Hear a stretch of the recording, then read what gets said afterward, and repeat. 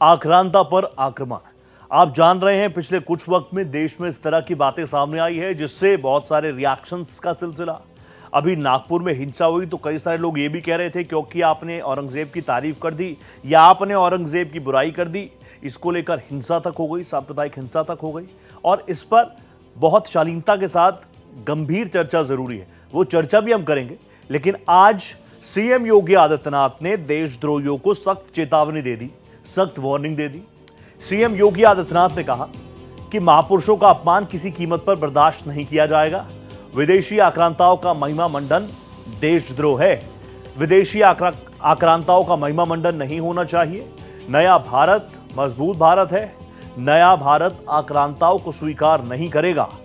तो योगी आदित्यनाथ बहराइच पहुंचे हुए थे और आप जानते हैं अभी देश में एक अजब माहौल है। औरंगजेब जिस तरीके से वार पलटवार का दौर तेज है। आज बहराइच में कोई अव्यवस्था नहीं फैला सकता, कोई नहीं फैला सकता। आज उत्तर प्रदेश में आप देख रहे होंगे महाकुंभ के इस भव्य आयोजन के बाद पूरी दुनिया उत्तर प्रदेश की तरफ कौतूहल की निगाहों से देख रही है।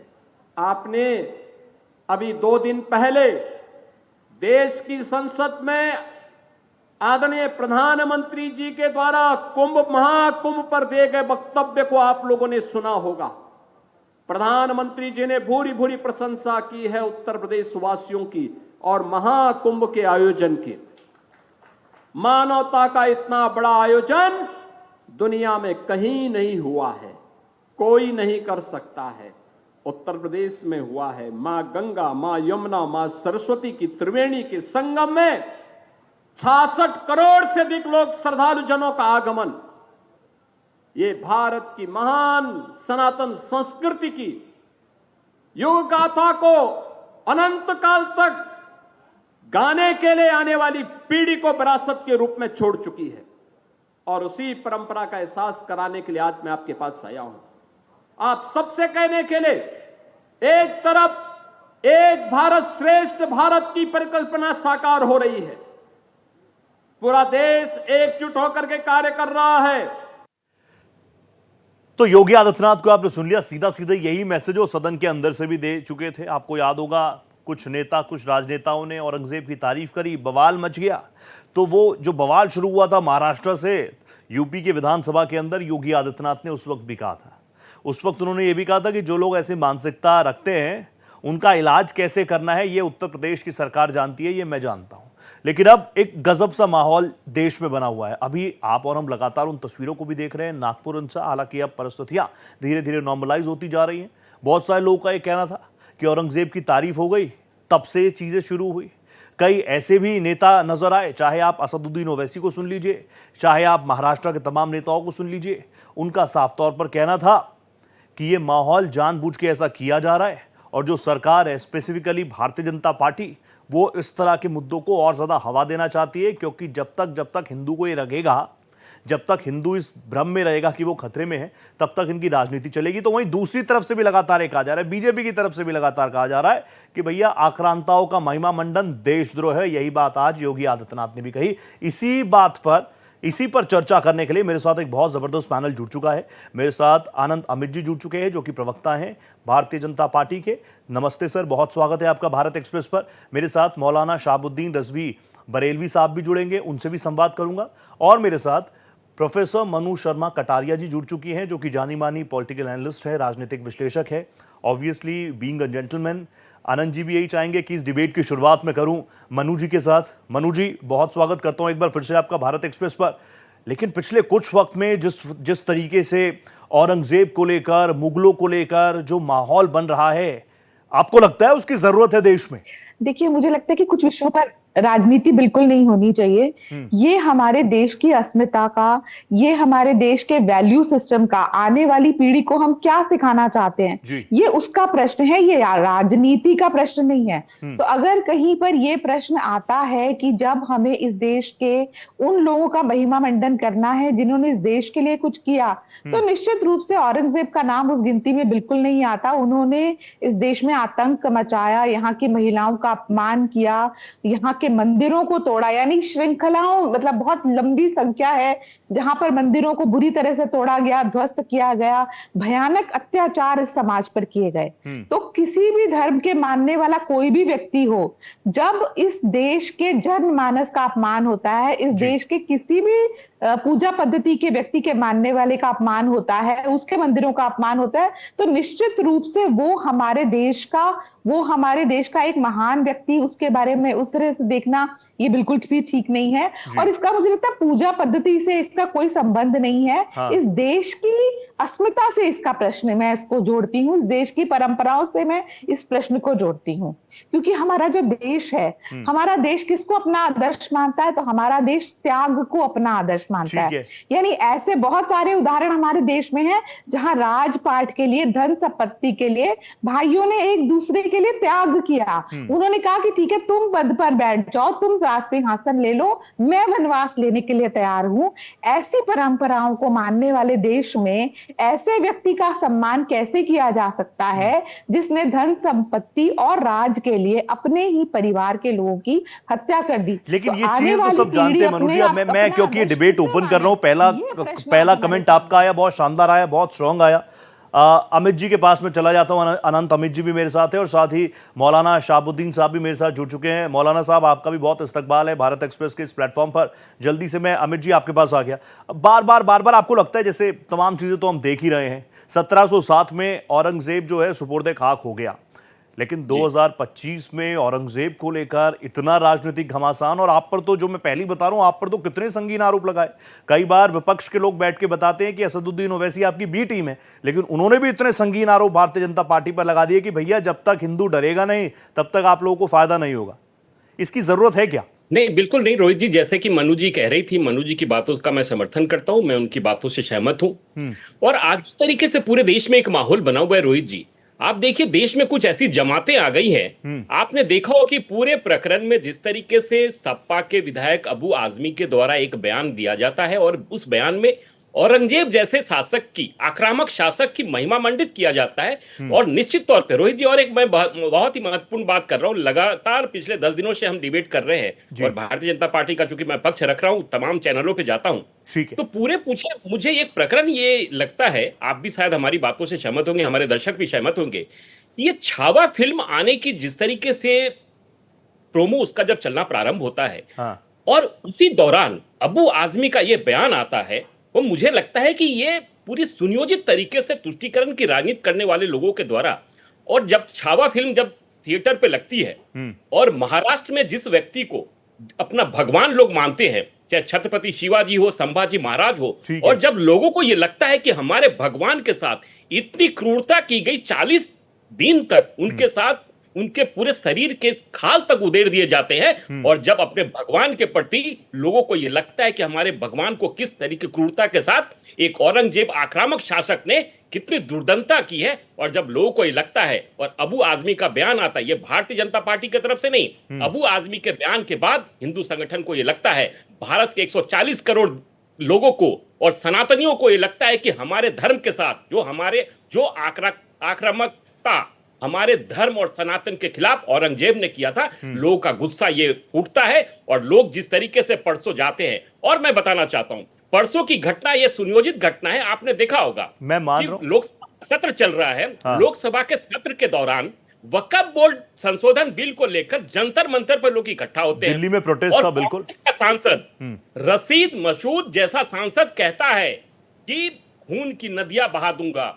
मैं रशीद मसूद जैसे सांसद को कहना चाहता हूं, आप भारत में रहते हैं, भारत की बात करिए, भारत की सम्मान की बात करिए, ये आपको शोभा नहीं देता। नहीं, बात तो आप ठीक कह रहे हैं, बिल्कुल कानूनी संगत, न्याय संगत कार्रवाई होनी चाहिए, लेकिन आपने बहुत सारी बातें कही। उसके आपने अबू आजमी साहब का भी जिक्र किया कल भी, क्योंकि लगातार इन तस्वीरों को दिखाना पड़ रहा है। मैं तो बार बार कह रहा हूं, दुर्भाग्य है ऐसी चीजों पर डिबेट करना, या जो हिंसा की तस्वीरें आती है, सांप्रदायिक हिंसा की तस्वीरें आती हैं, वो दिखाना, उस पर बात करना। बहुत सारे और विषय हैं जिस पर हम लोग बात कर सकते हैं, नए भारत में, मजबूत भारत में, सशक्त भारत में, मेरे भारत में, आपके भारत में, मौलाना शहाबुद्दीन के भारत में। मैं आऊंगा सर आपके पास, लेकिन शहाबुद्दीन साहब भी जुड़ चुके हैं मेरे साथ। शहाबुद्दीन सर, क्या है ये पूरा मामला, मुझे आप बता दीजिए।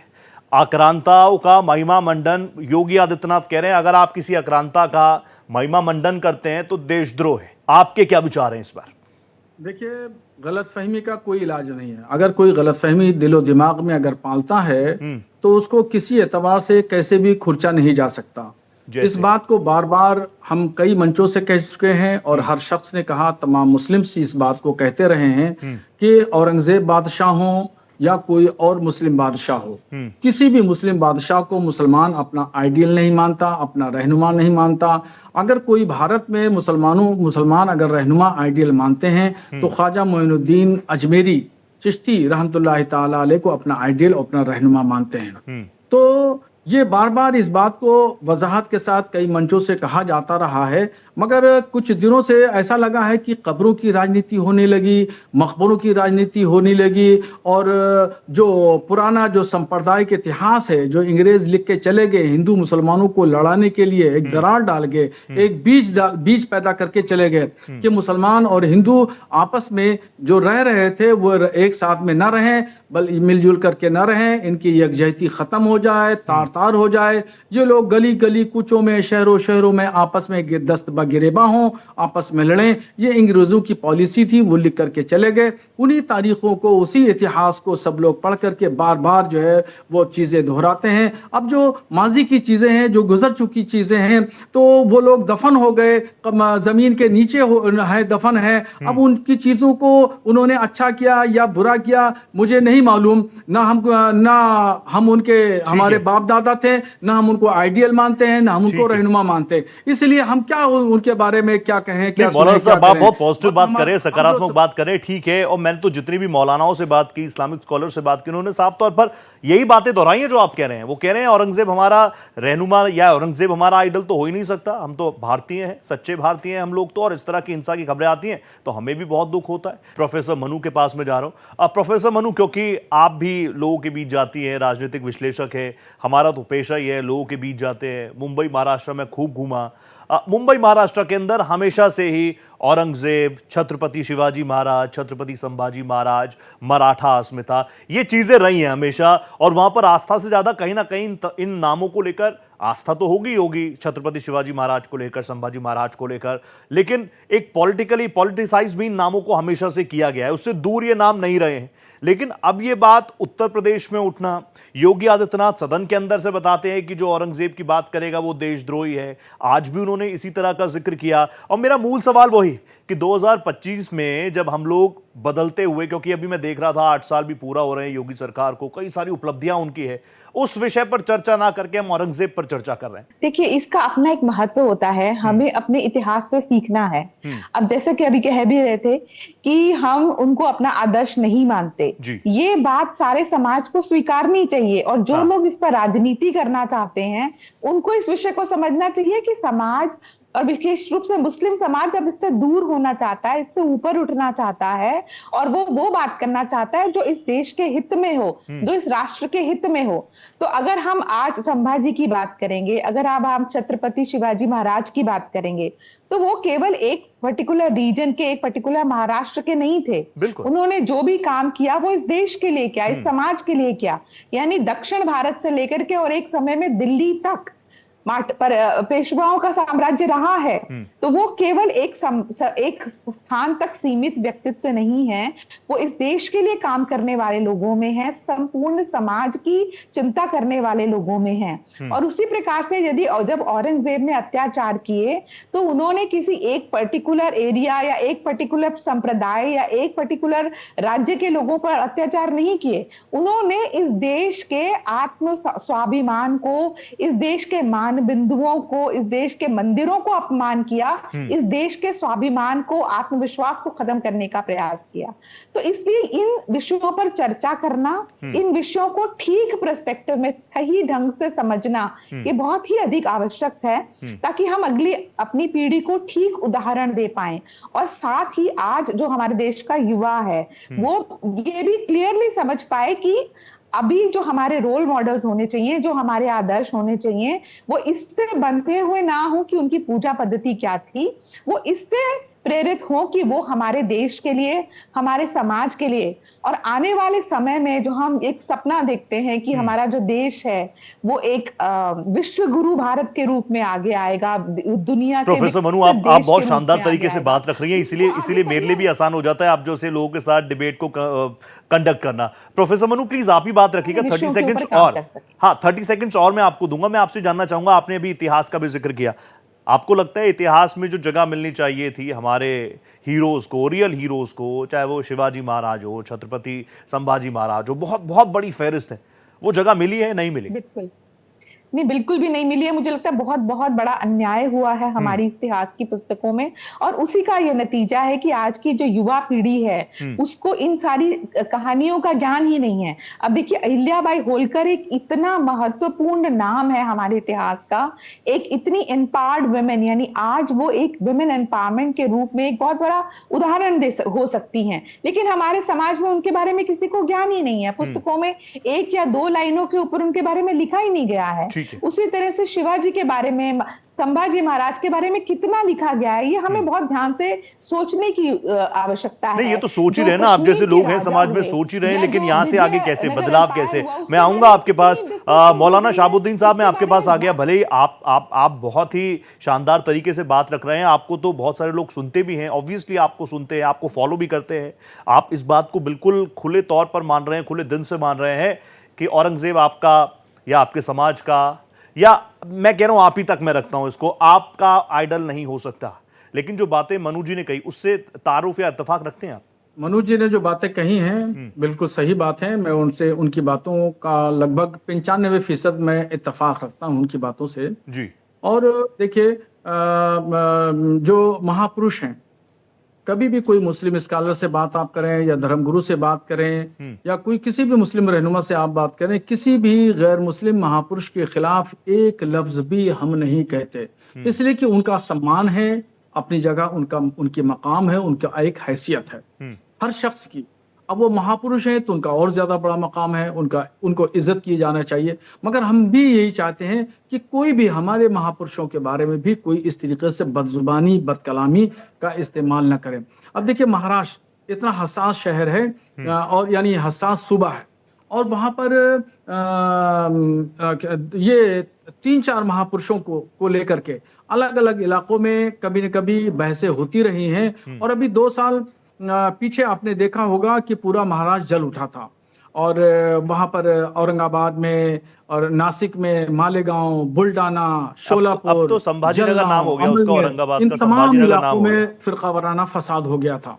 और उसके बाद में अब देखिए ये महाराष्ट्र में हो गया। तो ये इन तमाम चीजों को ऐसे महापुरुषों की लड़ाइयों में, उनकी कब्रों की लड़ाइयों में, उनके समाधि की लड़ाइयों में, पुतला दहन में, उनके खिलाफ आंदोलनकारी में, इन तमाम चीजों में नहीं लगना चाहिए। लगना चाहिए तो एजुकेशन की लगना चाहिए, पढ़ाई लिखाई के लिए लगना चाहिए, स्वास्थ्य की लगना चाहिए, एक दूसरे के भलाई के काम आने की। शहाबुद्दीन जी, ये जो हिंसा हो रही है या जो क्लैशेस के कारण है, आपको क्या लगता है, क्या कारण लगते हैं आप? देखिए, अभी ये सिर्फ और सिर्फ जो है वो सियासी लड़ाई है। और सियासत में कौन आगे बढ़ेगा, भाजपा आगे बढ़ेगी, कांग्रेस आगे बढ़ेगी, सपा आगे बढ़ेगी, ये लोग आपस की लड़ाई में एक दूसरे को नीचा दिखाने के लिए ये इन महापुरुषों का नाम इस्तेमाल करते हैं, यूज करते हैं। कोई गाली देता है, कोई तारीफ करता है, ये इस तरीके से ये चल रहा है। अब कुछ नहीं मिला है महापुरुष भाजपा को, जी, तो जी। कब्र की राजनीति हो रही है। अरे विकास की राजनीति होना चाहिए, डेवलपमेंट की राजनीति होना चाहिए।